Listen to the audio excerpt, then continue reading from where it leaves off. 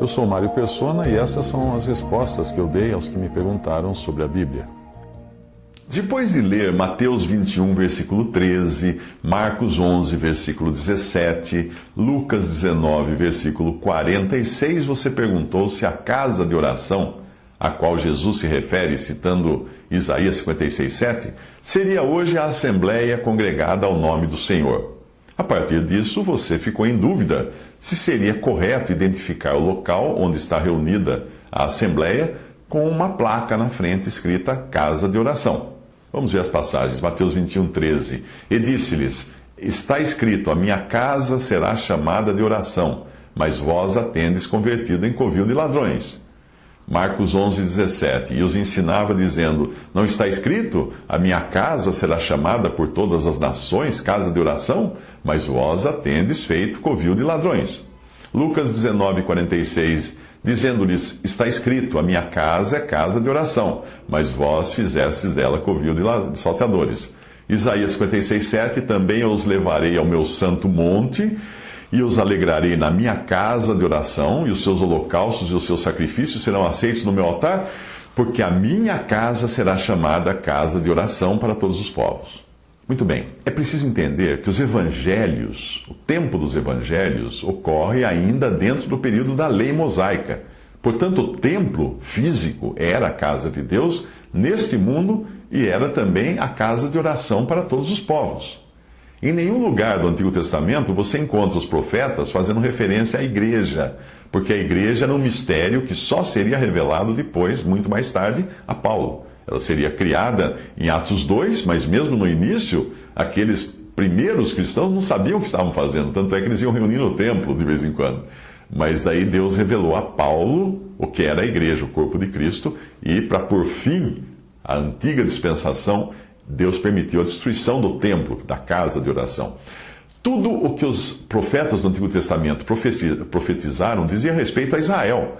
Portanto, a casa de oração da qual Isaías fala é a mesma casa de oração mencionada por Jesus, ou seja, o templo físico em Jerusalém. Na época a qual Isaías se refere, os povos viajarão de todo o mundo para adorar no templo em Jerusalém, que será reconstruído em Jerusalém. E ele está se referindo ao reino milenial de Cristo. Zacarias 8, 3 a 23. Assim diz o Senhor: voltarei para Sião e habitarei no meio de Jerusalém, e Jerusalém chamar-se-á a cidade da verdade, e o monte do Senhor dos Exércitos, o monte santo. Assim diz o Senhor dos Exércitos: ainda sucederá que virão os povos e os habitantes de muitas cidades, e os habitantes de uma cidade irão a outra, dizendo: vamos depressa suplicar o favor do Senhor e buscar o Senhor dos Exércitos. Eu também irei. Assim virão muitos povos e poderosas nações a buscar em Jerusalém ao Senhor dos Exércitos e a suplicar o favor do Senhor. Assim diz o Senhor dos Exércitos: naquele dia sucederá que pegarão 10 homens de todas as línguas das nações, pegarão sim na orla das vestes de um judeu, dizendo: iremos convosco, porque temos ouvido que Deus está convosco. Deus providenciou para que não restasse pedra sobre pedra do templo, para que não existisse dúvida de que na atual dispensação, hoje, Jerusalém não é o lugar de adoração. E o templo em Jerusalém também não é a casa de oração. Mas certamente o templo será reconstruído e voltará a ser o lugar designado por Deus para adoração na terra. E é dessa época que Isaías está falando. Mas quando isso acontecer, a igreja já não estará aqui. Quem estará aqui será um remanescente de judeus fiéis que sofrerão toda a perseguição perpetrada pelo anticristo na grande tribulação e pelos seguidores do anticristo. E esses depois entrarão no reino de Cristo na terra, com Cristo reinando e a igreja reinando com Cristo sobre a terra. Até a época dos evangelhos, o lugar de adoração era físico, possuía uma estrutura física, um clero, instrumentos musicais, rituais ensaiados, utensílios santificados e uma série de coisas que era prevista na lei de Moisés. Mas isso mudaria quando a igreja fosse formada e os cristãos passassem a se reunir ao nome de Jesus. A pessoa de Jesus seria o que identificaria os salvos por ele, e não mais um lugar físico. Jesus seria o centro de reunião, não Jerusalém. João 4, de 20 a 24.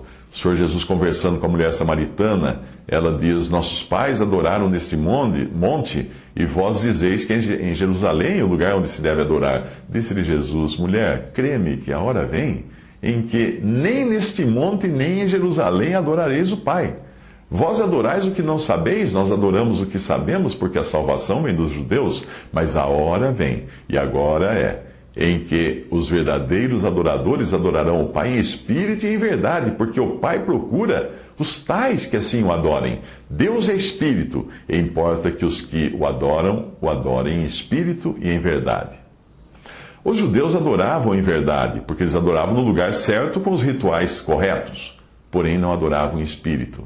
Tanto é que não reconheceram o Messias quando veio. Hoje os cristãos podem até adorar em espírito, mas nem todos adoram em verdade, porque não adoram segundo as Escrituras, mas segundo as suas próprias invenções. Criam um monte de coisa que não tem nada a ver com o ensino bíblico, a doutrina dos apóstolos. Eu não creio ser correto colocar hoje uma placa identificando um lugar físico como casa de oração, porque isso só caberia ao Templo de Jerusalém, esse título, e não a uma construção qualquer ocupada por cristãos. Qualquer tentativa de se imitar o judaísmo, quer construindo um templo, quer identificando lugares físicos como se fossem dotados de algum tipo de deferência ou respeito, só causa confusão e distorção da verdade. É preciso entender que não existe hoje um lugar físico, mas sim um lugar que é apontado pelo Espírito, onde 2 ou 3 são congregados pelo Espírito ao nome de Jesus, porque aí Ele está no meio deles. Esse é o lugar. É um lugar não físico. Não físico.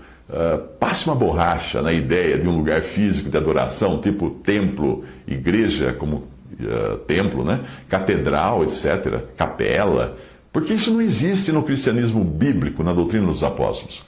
O que está ao redor daqueles congregados ao nome do Senhor, sejam paredes de pedra, de tijolos, de concreto, tábuas, ou mesmo ar, ou coisa nenhuma, se estiverem reunidos num campo, o que está sobre a cabeça deles, seja telhas, sapé ou nuvens, não tem importância alguma. É quem está no meio que importa. Ele é quem faz o lugar de reunião.